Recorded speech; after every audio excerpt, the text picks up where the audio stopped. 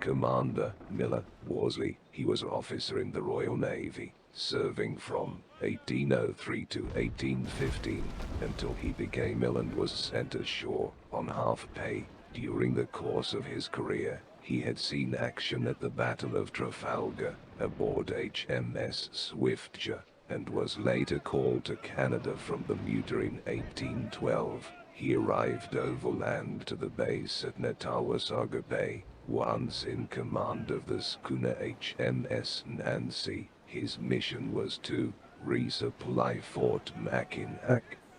However, 3 American vessels were searching for the Nancy. After learning from a captured prisoner of the location of the trade route, his force was a midshipman, 21 sailors of the Royal Navy, 9 French-Canadian voyageurs and 23 Ojibwe natives. A few days before the Americans arrived, Lieutenant Robert Livingston, carrying a warning from Lieutenant Colonel Robert McDowell of the American presence, Nancy was towed 2 miles up the Natal River, and a blockhouse armed with 2 24-pounder carronades removed from Nancy and a 6-pounder field gun was hastily built to defend the Nancy.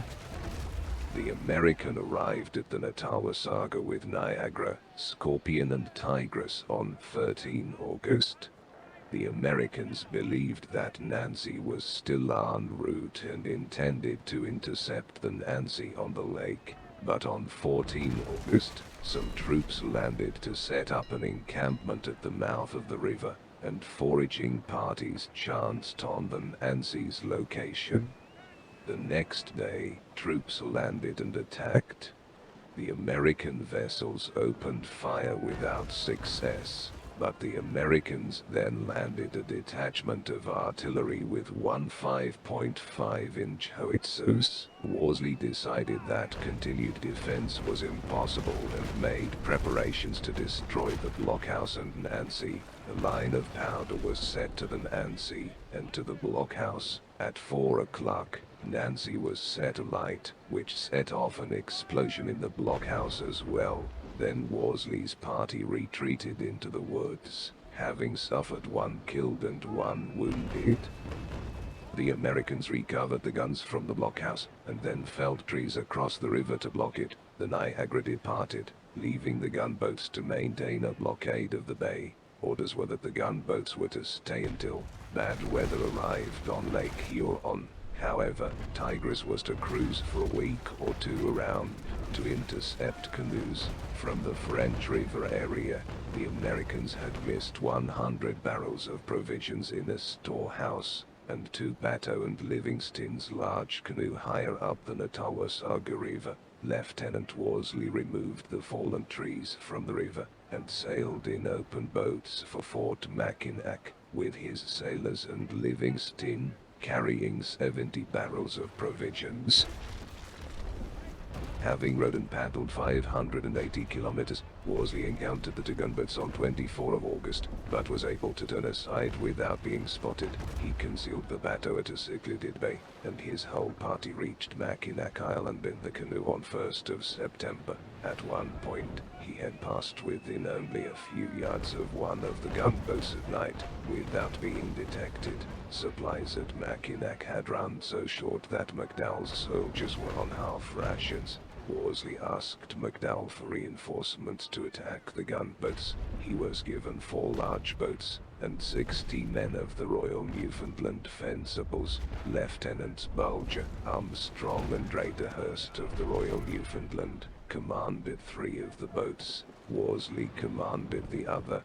Bulger's boat was armed with a 3-pounder gun railing gun, and Worsley's with a 6-pounder gun. Also in company 200 Ojibwe from Manitoulin Island, led by Chief Asiginak, followed them in 19 canoes in case any warriors were fighting for the Americans.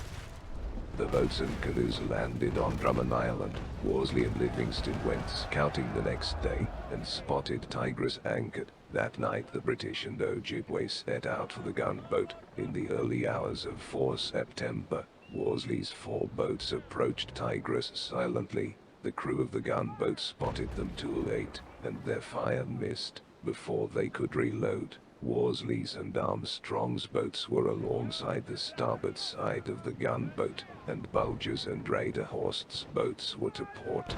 The Newfoundlanders and Worsley's sailors swarmed on board the gunboat and overpowered the Americans after a sharp struggle. 3 Americans were killed and 5 wounded, including Master Champlin and both his junior officers.